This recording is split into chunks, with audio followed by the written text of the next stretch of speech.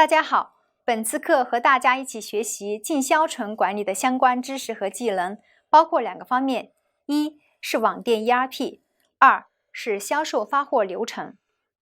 第一个知识点是网店 ERP， 可能你会问，什么是 ERP 呢？ ERP 是企业资源计划 Enterprise Resource Planning 的简称，是企业管理信息化的先进工具。随着中小电子商务企业的发展，只有对企业日常的采购、销售、仓储等进销存业务进行规范和管理，才能提高企业信息化水平、管理水平和工作效率。同时，对企业管理者及时了解企业日常经营状况，也提供了一个便捷实用的信息平台。那网店 ERP 的功能到底有哪些呢？中小企业网店 ERP 的功能一般包括以下4个方面：一、订单管理。网店 ERP 系统可以智能高效地处理订单，包括自动抓取平台订单、智能审核拦截各类异常订单、灵活多样自动拆分合并订单，有效地批量打单。二、货品管理。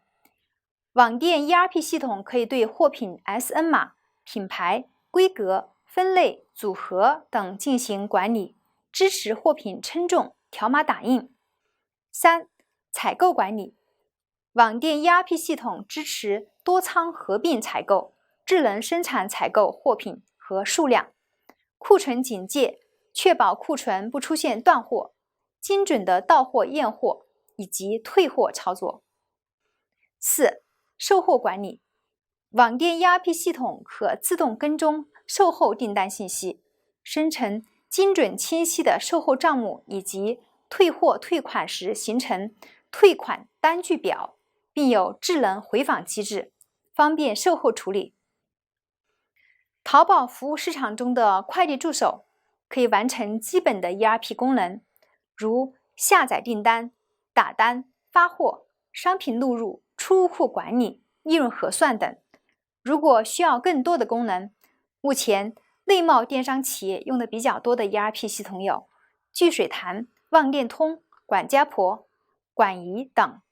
跨境电商企业常用的 ERP 系统有马帮、全球交易助手、芒果店长、店小蜜等。目前市场上电商 ERP 系统越来越多，那如何选择适合自己的电商 ERP 系统呢？一款好的 ERP 系统应该符合操作简单易上手、售后服务效率高、软件更新及时这3个基本要求。除了这些基本要求，在选择 ERP 时，还有以下3个方面可以作为参考条件。第一，产品体系。随着电商行业的发展，商家对 ERP 也不断产生新的需求。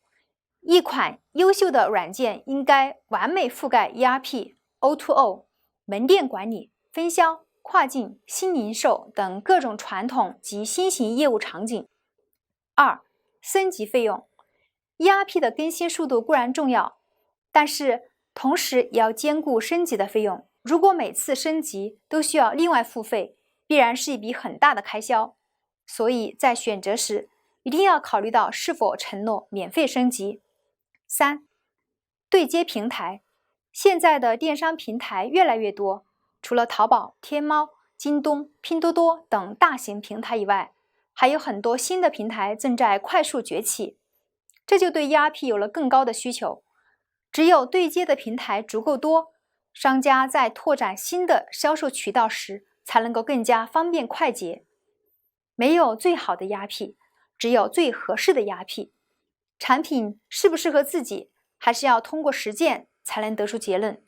所以在进行选择时，一定不要冲动购买，可以先试用一下，通过实际操作才能有更多的了解，从而挑选出最适合自己的 ERP。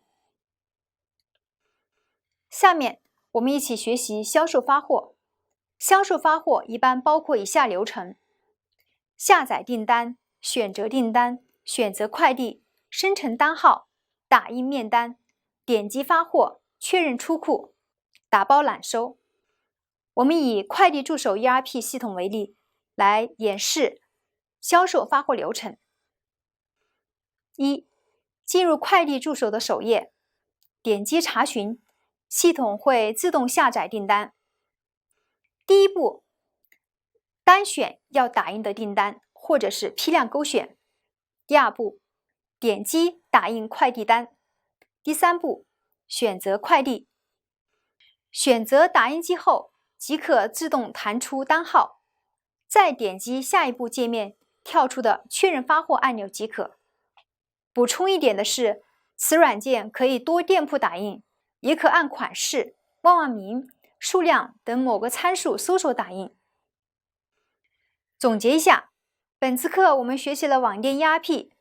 在这个知识点，我们了解到了什么是 ERP， 它的功能一般包括哪些，如何选择适合我们自己的 ERP。